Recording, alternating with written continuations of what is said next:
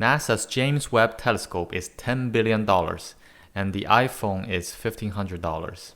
Is this really a fair comparison? Of course not. We all know which one is going to win when it comes to camera specs, right? Or do we? JWST is basically a limited edition camera designed for one job and one job only: low light astrophotography. It looks at a tiny patch of the universe far, far into the distance while sitting in the pitch black shadow of Earth and its own sun shields. Whereas the iPhone cameras have been receiving improvements year over year to be a well-rounded camera system that can handle selfies, group shots, and some low-light photography as well. No financial disclosure here. But let's see how the iPhone specs stack up to the JWST. First, let's look at the exterior design. They may not look anything alike, but if we can accept both of these as cameras and use both of them for family photos and Instagram and so on, then astrophotography cameras are simply camera sensors mounted to bigger and bigger glass. Some wildlife and astrophotography lenses are so large, they have their own mount for tripod, and the camera is simply an add-on added to the end. Hubble's lens is so big, the camera sensor is basically fitted inside the lens. So as different as they may seem, JWST ultimately is just a camera with a very specialized task. And like all cameras, its specs can be broken down into a few components. Let's first look at megapixels. At this point, we know higher number of pixels does not mean it's a better camera. The iPhone 13 sports a 12 megapixel main camera. Some phones today go up to 40 or even 100 megapixels. The Sony a7S III is a $6,000 camera that has 12 megapixels. But the Sony, at 4 times the price of the iPhone, delivers a much better low light performance because while the pixel count is the same, it has larger pixels and each pixel collects more light. The iPhone 13 pixels are 1.7 micrometers. The Sony has a 8.4 micron pixels. The JWST has only 4 megapixels in its camera sensor, but each pixel is 18 microns. For a low light camera that works in the darkness of space, this makes a lot of sense to have lower pixel count and larger, more sensitive pixels. However, JWST is a $10 billion camera after all, and to improve the field of view, there were 15 4 megapixel installed and 3 additional 1 megapixel sensors to combine to make a total of 63 megapixels. So that gives it plenty of resolution and low light capability. Next, focal length.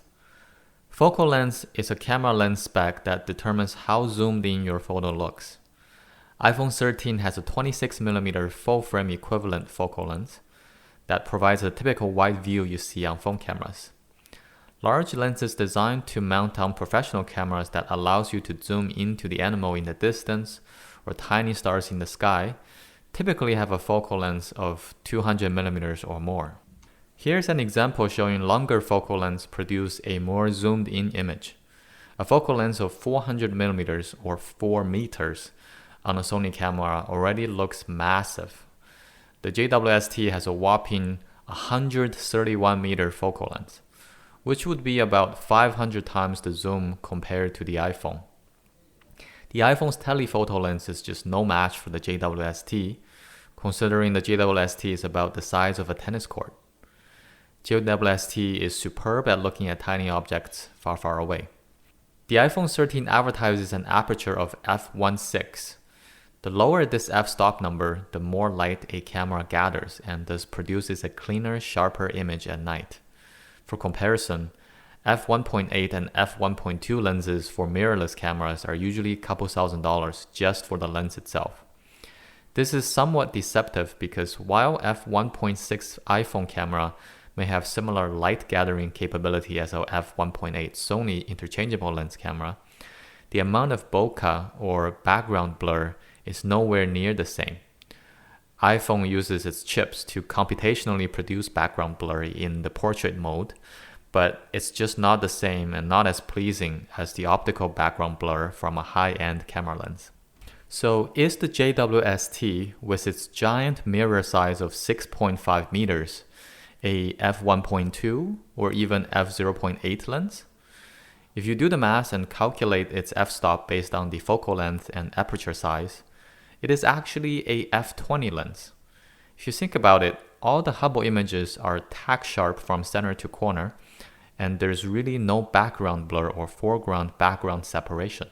Granted, most stars can be considered in the infinite distance, but the f20 aperture helps keep everything sharp as well. Which makes you wonder whether Hubble ever took an image with a satellite flying across its view, and then the satellite would appear out of focus. Anyway, so there you have it. The JWST has more megapixels, longer zoom, and a better low light performance than the iPhone. And at $10 billion price tag, it better be. If you like this video, please hit the like button for the algorithm. You'll find references for all the spec mentioned in the video description.